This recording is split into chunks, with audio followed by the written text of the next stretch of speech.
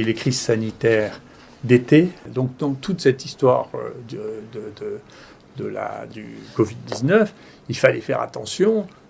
D'ici un mois, il n'y a plus de cas du tout dans la plupart des pays tempérés. Donc dans toute cette histoire du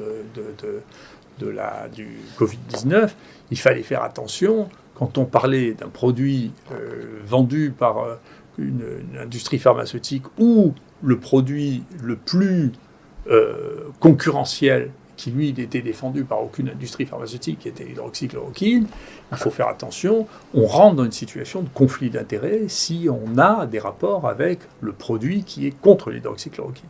Et les crises sanitaires d'été, vous vous rappelez la canicule de 2003, la canicule de 83 que j'ai vue, vous voyez que l'été, si vous surveillez au fur et à mesure, vous pouvez détecter les crises sanitaires très aisément.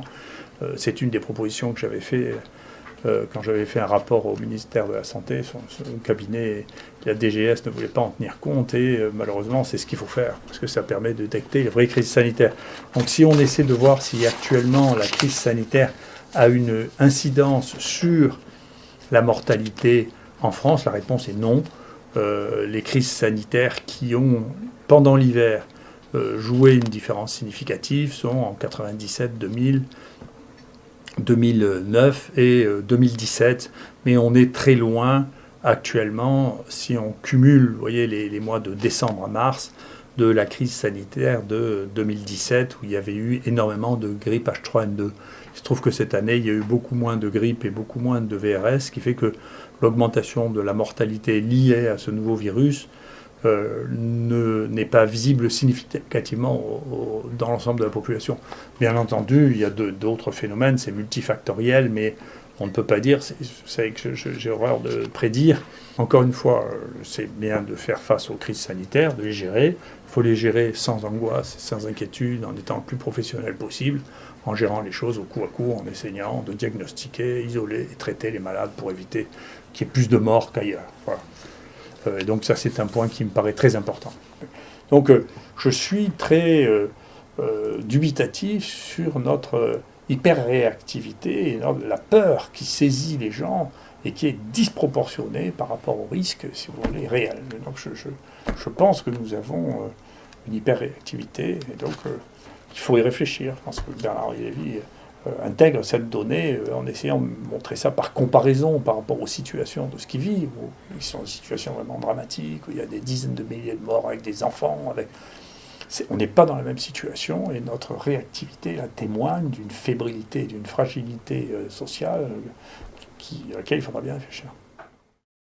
Et donc il faut s'interdire d'en parler ou de dire écoutez, j'ai un conflit d'intérêts, même si on considère que ça n'est pas un conflit d'intérêts. On ne décide pas soi-même de savoir si c'est un conflit d'intérêts. Tout le monde pense être honnête spontanément.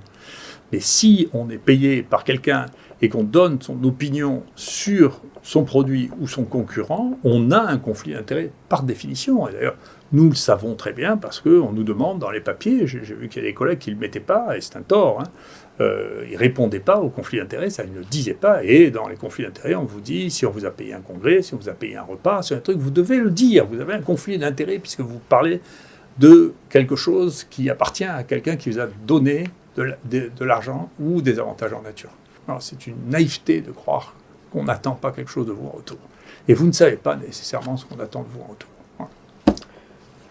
Et c'est ce qui s'est passé en grande partie avec la chloroquine. C'était devenu diabolique d'oser parler de la chloroquine. Donc les gens, le nombre de gens, de papiers que j'ai vu être refusés dans les journaux qui étaient anti-chloroquine pour des raisons multiples, certains pour des raisons politiques, certains pour des raisons de perception personnelle, d'autres par peur que ça devienne brutalement un produit mortel, avaient des positions qui étaient des vrais conflits d'intérêts idéologiques. Donc les conflits d'intérêts idéologiques existent aussi. On les a vécus, par exemple, en génétique, entre l'époque de la Russie communiste et l'époque de l'Europe de l'Ouest. Donc il y avait des vrais conflits qui étaient des conflits d'intérêts de nature idéologique. Et puis il y a les conflits d'intérêts financiers. Donc il faut distinguer les liens d'intérêt, c'est-à-dire que les gens peuvent travailler avec l'industrie pharmaceutique, ils travaillent avec l'industrie pharmaceutique, mais ça devient un conflit d'intérêt à partir du moment où on émet une opinion, qu'elle soit officielle ou officieuse, sur quelque chose qui a à voir avec les gens avec qui on a des liens d'intérêt. Et donc, on doit au mieux s'interdire d'en parler, au pire, le notifier en disant « écoutez, j'ai des liens d'intérêt avec un tel, un tel ».